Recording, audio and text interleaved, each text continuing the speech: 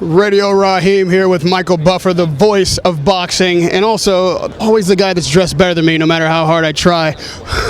Michael, you will be, giving the fans your signature phrase on this magnanimous occasion come May 2nd. Is this the biggest fight for you in boxing, for all the things that you've been a part of?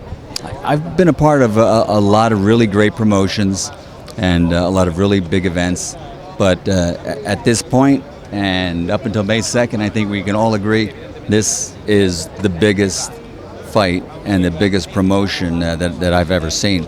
Hopefully, after May 2nd, we can say, wow, that was the greatest fight in history. That's what you always have to wait for is what happens afterwards. But I really think it'll be a great night for boxing.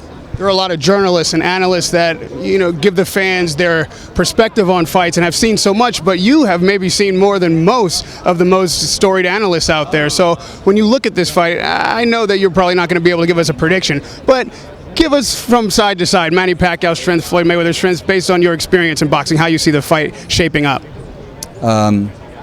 You have two fighters that each have the will to win. There's no doubt in my mind about that. They're comfortable in their own skin. They have no problem training, making weight, staying in shape all year round. I mean, you have all the elements of a great fight. Sometimes you'll have a great fight in the past. They'll say, well, Muhammad Ali got fat and he had to lose weight or whatever. Just these crazy little things. Both of these guys going into this fight are mentally and will be physically, totally physically prepared. So to me, I see it as a matter of the will to win, which they both have, and who will be able to impose his will that night on May 2nd. HBO and Showtime had to come together and make terms to where they could each show this fight simultaneously. Well, there's some business there for you too. You, I would say, is the voice of boxing. I think that's fair. Are you going to be the one to give the phrase and start the fight? Are you going to be the one to read the decision? Have these things been worked out? Yeah, from what I